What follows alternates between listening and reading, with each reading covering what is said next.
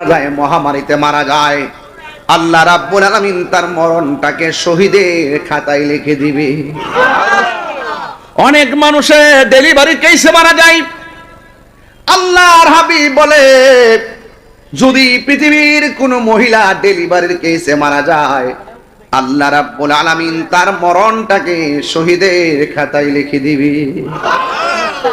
যদি কোনো বাচ্চা পানিতে পড়ে মারা যায়, অনেক বাবা চোখের পানি ফেলে কান্দে। আমি বলি, ও বাবা তুই কান্দিস না, তোর কপাল ভালো। আমি হাদিস শরীফের মধ্যে দেখেছি, ছোট ছোট বাচ্চা যার ছোটবেলায় মারা যায়, পানিতে পড়ে বাচ্চা যার মারা যায়, আমার আল্লাহ রাব্বুল আলামিন ওই বাচ্চার মরণটাকে শহীদের খাতায় লিখে দেয়। এই ছোট ছোট বাচ্চারা হাসরের ময়দানে বাবা মাকে ছাড়া জান্নাতে কদম দিবে না।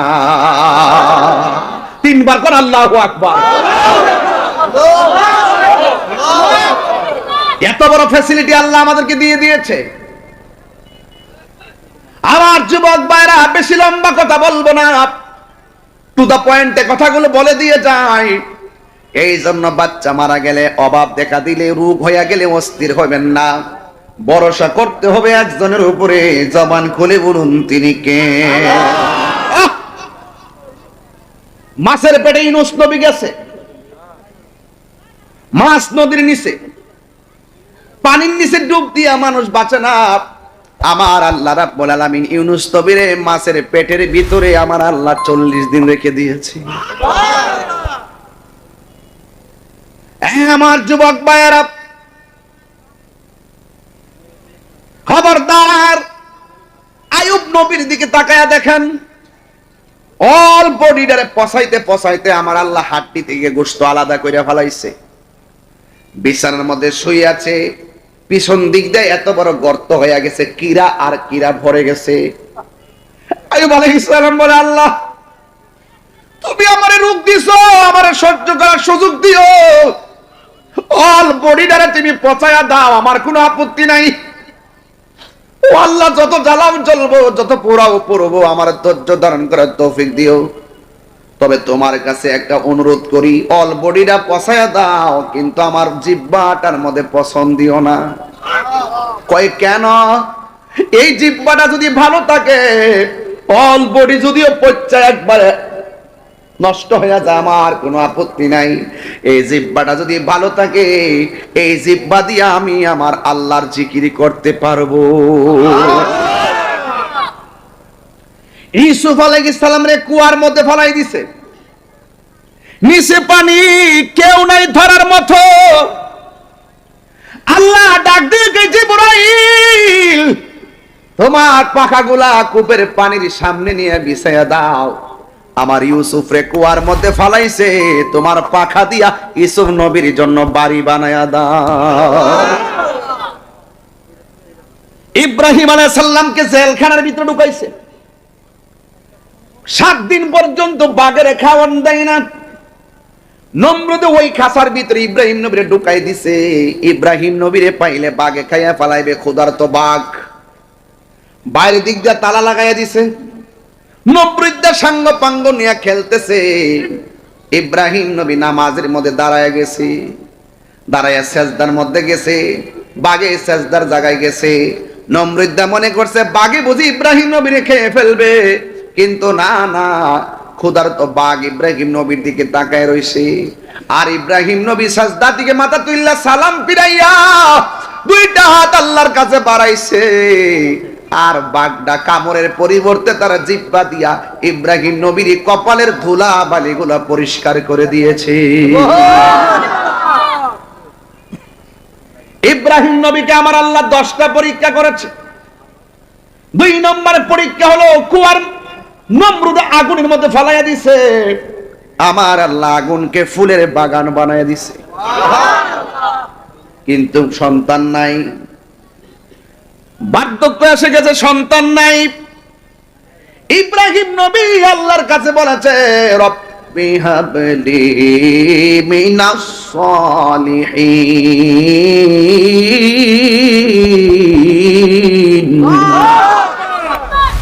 ও আল্লাহ, তুমি আমার সন্তান দাও। ও যুবক, আজকে আমাদের বিরুদ্ধে অনেক কথা কয়, আমরা নাকি ওলি আল্লাহর কাছে যাইয়া কই আপনি আমরা সন্তান দেন, আমরা নাকি মুর্শিদের কাছে যাইয়া কই আমার সন্তান দেন। এটা মিথ্যা কথা, আমাদের উপরে ঢালাও অভিযোগ দেয়। আমরা ওই ওলির কাছে কিংবা ওই মুর্শিদের কাছে যাইয়া সন্তান চাই না, আমরা সন্তান দেওয়ার মালিক যে আল্লাহ আমরা জানি। এই জন্য আমরা আল্লাহর ওলিদের উসিলা করি। দেওয়ার মালিক হলো একজন, জবান খুলে বলেন তিনি কে?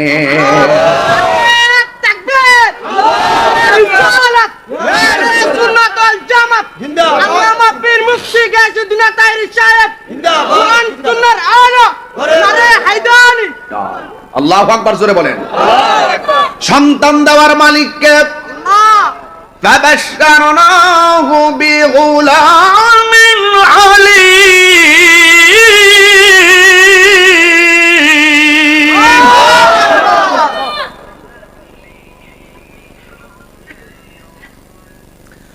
ইব্রাহিম আলাইহিস সালাম আল্লাহর কাছে সন্তান চাইছে, আমার আল্লাহ রাব্বুল আলামিন তাকে নেক ছেলে সন্তানের শুভ সংবাদ দিয়েছে। আল্লাহ, দীর্ঘদিন পরে সন্তান হয়েছে, মা বাবার মনে খুশি না বেজার? সন্তান হয় না, 12 বছর পরে যে মা সন্তানের শুভ সংবাদ পায়, ডাক্তার যদি বলে তোমার ছেলে সন্তান হবে, 12 বছর পর মায়ের মনটা ভালো না খারাপ?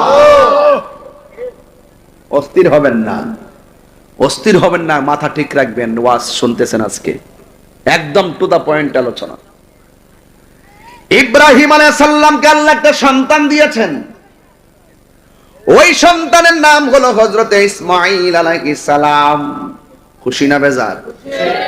কিন্তু আমার আল্লাহ রাব্বুল আলামিন ইব্রাহিম নবীর করে সন্তান দিয়া, একদিন ইব্রাহিম আলাইহিস সালাম হাজেরাকে ডাক দিয়া বলে, হাজেরা, হাজেরা চলো, নীরব একটা জায়গায় যাব, যেখানে কোনো গাছপালা নাই, মানুষ নাই, নীরব জায়গা। সন্তান তার স্ত্রী এবং সন্তানকে লইয়া ওই মরুভূমির প্রান্তরে চলে গেছে। মরুভূমি এমন একটা মরুভূমিতে গেছে যেখানে কোনো পানি নাই, যেখানে কোনো মানুষ নাই, যেখানে পাখি নাই, যেখানে মানুষের চলাচল নাই, এমন একটা জায়গায় ইব্রাহিম নবী তার সন্তানকে নিয়ে গেছে। তার সাথে ছিল হযরত ইসমাঈল আলাইহিস সালাম। যেই মাত্র ওই জায়গায় গেল, ওই মুহূর্তে যাওয়ার সময় কিছু শুকনা খাবার নিয়ে গেছে, এক মশক পানি নিয়ে গেছে। হঠাৎ করে ইব্রাহিম আলাইহিস সালাম হাজেরাকে ডাক দিয়া বলে, হাজেরা, ও হাজেরা গো, আমি কিছু করার নাই, তোমাকে আর তোমার সন্তানকে এখানে রেখে চলে যেতে হবে। হাজেরা ডাক দিয়া কি এমন একটা জায়গায় আনছেন যেখানে মানুষ নাই, আপনি আমার স্বামী, আপনি চলে যাইতেছেন, আমাদের পানি শেষ হয়ে গেলে, খাবার শেষ হয়ে গেলে আমরা কি খাবো? হাজেরা সন্তানকে নিয়ে চিন্তায় পড়ে গেছে। ওই মুহূর্তে হাজেরা ডাক দিয়ে কয়, স্বামী গো, আপনি কি আপনার নিজের ইচ্ছায় যাইতেছেন নাকি অন্য কোনো কারণে? ইব্রাহিম আলাইহিস সালাম কয়, হাজেরা, যিনি সন্তান দিয়েছেন তিনি ঘরের বাহির করেছেন, বাহিরে সন্তান আর তোমার নিয়ে এখানে রেখে যেতে হবে, এটা আমার সিদ্ধান্ত নয়, আমাকে হুকুম করেছেন একজন। জবান খুলে বলুন তিনি কে? আর বড় করে বলেন তিনি কে? মেহেরবান তুমি, মেহেরবান, মেহেরবান সাউন্ড তুলে দাও। মেহেরবান তুমি, মেহেরবান, মেহেরবান তুমি, মেহেরবান, আমি পাপী গুনাহগার, তুমি ছাড়া কে আছে আর, ক্ষমা করো ও গো প্রভু, তাওবা করি বারে বার, ইয়া রাহিমু ইয়া কারিমু, মেহেরবান মেহেরবান ইয়া রাহিমু রহমান ইয়া কারিমু মেহেরবান মেহেরবান মেহেরবান তুমি মেহেরবান মেহেরবান তুমি মেহেরবান মেহেরবান তুমি মেহেরবান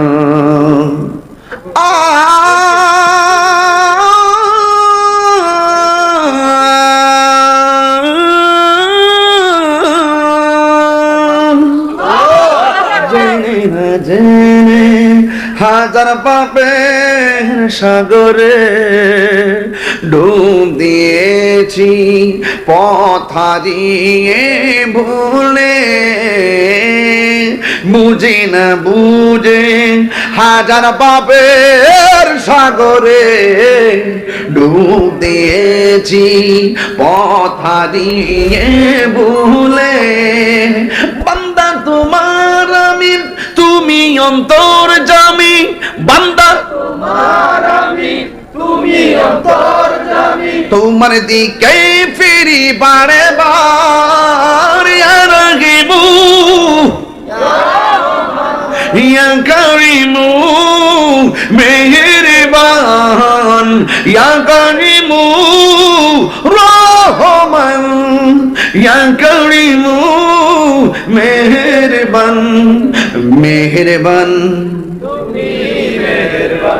মেহেরবান তুমি মেহেরবান একটা জবান বন্ধ রাখবেন না মোহাম্মদে মায়ার সুরে বলু দয়ার মালিক কে এই আওয়াজে মানিনারে মুসা কারার বেড়াই জবানটা খুলে কোন দয়ার মালিক কে যার কেউ নাই তার কে আছে হাজারা কই স্বামী গো আপনি আমার ঘরের বাইরে করছেন আল্লাহ বলেছেন আপনি আমাকে এখানে নিয়ে এসেছেন আল্লাহ বলেছেন আল্লাহ যদি বলে থাকে আপনি আমাদেরকে এই অবস্থা রেখে চলে যাওয়ার জন্য আপনি চলে যান আপনাকে বাধা দিব না তবে একটা কথা জেনে রাখেন যে আল্লাহ আপনাকে নির্দেশ করেছেন আমাদেরকে এইভাবে রেখে যাওয়ার জন্য আমাদের কোনো টেনশন নাই আমার বিশ্বাস হলো ওই আল্লাহ আমাকে আর আমার সন্তানকে না খাওয়ায় মারবে না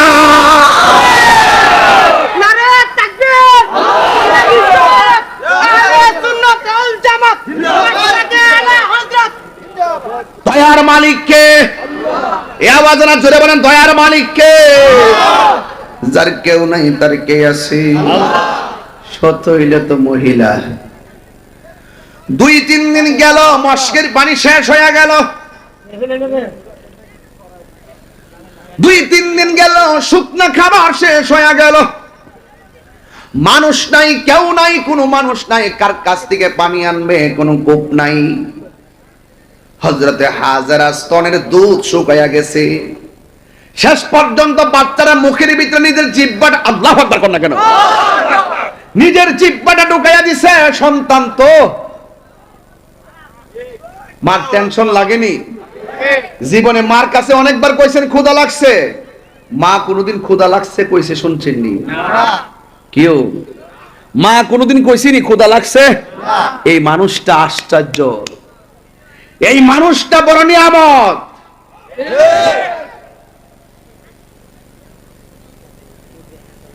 এই ছেলে এই কি সমস্যা কি তোমার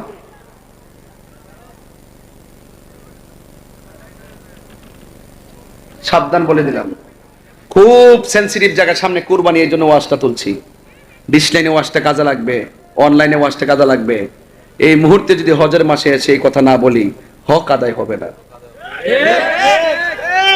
উড়াইয়া ফেলে দিবেন না সব সাবজেক্টে আমাদের জানা আছে কিন্তু শুধুমাত্র নেওয়ার চেষ্টা করবেন যতটুকু পারি দিতে চাই নিয়ে যাবেন আমার জন্য দোয়া করবেন আরে মার স্তনে দুধ শুকায় গেছে মা সন্তানের সুখের জন্য একটু শান্তির জন্য নিজের জিহ্বাটা ঢুকাইয়া দিছে এত বড় কঠিন একটা মুহূর্ত আপনি কিভাবে ব্যাখ্যা করবেন সাধারণ জিনিস না আবার বইলে দিছে যান আপনার রব যদি বইলা থাকে আপনি যান আল্লাহ পাক আমার আর আমার সন্তানটা না খাওয়া মারবে না তার ঈমানি কথাটা কত বিষয় এটার প্রমাণ দরকার আছে না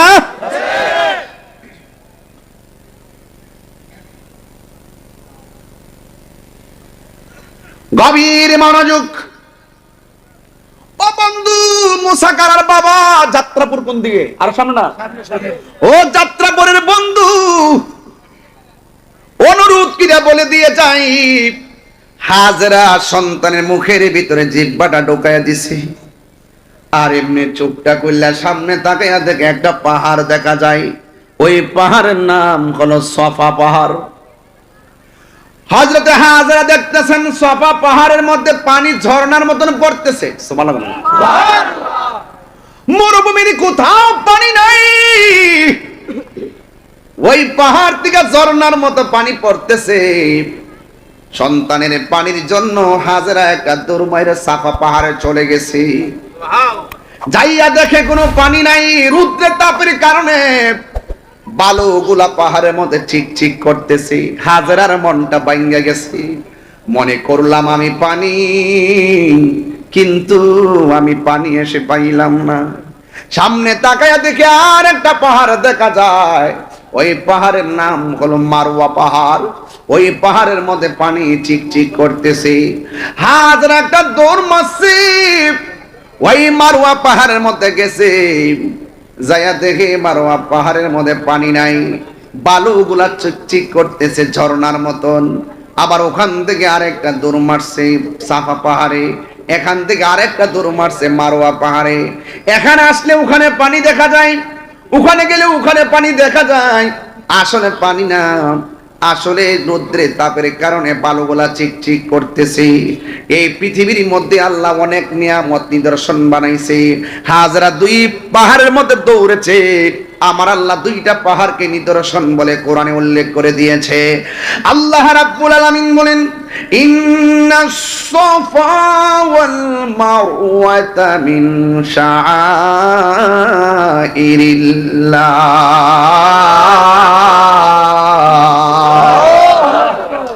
আল্লাহ কোরআনের ভিতরে উল্লেখ করেছেন, নিশ্চয়ই সাফা এবং মারওয়া দুইটা পাহাড় হলো আল্লাহর নিদর্শন। হাজেরা 7 বার দৌড় দিছে, এখনো হাজিরা গেলে সেখানে দৌড় দিতে হয়। কথা কোন ঠিক কিনা? আমার মারে লয়ে গেছিলাম ওখানে, এই বিডিয়া হাঁটু লয়ে লড়তারে না, ক্ষয় হয়ে গেছে হাঁটু, ডায়াবেটিসের রুগী। উমরাত লয়ে গেছিলাম, তোর কইলাম জাম্মা এটি সাফা পাহাড়, কইখানে হাজারা দূর ছিল, সাইরা দে আমারে। এই বিড়ি দূরে দূরে গিয়া কতখানে দৌড় দলাইছে।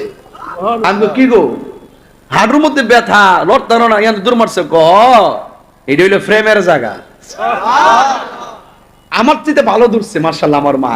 মার হাবা কন্যা গেলে হায় হায় হায়, 7 বার দৌড় দিয়া ওই মারওয়া পাহাড়ে যাইয়া আল্লাহরে ডাক দিয়ে কি, আল্লাহ আমার জাদুমণি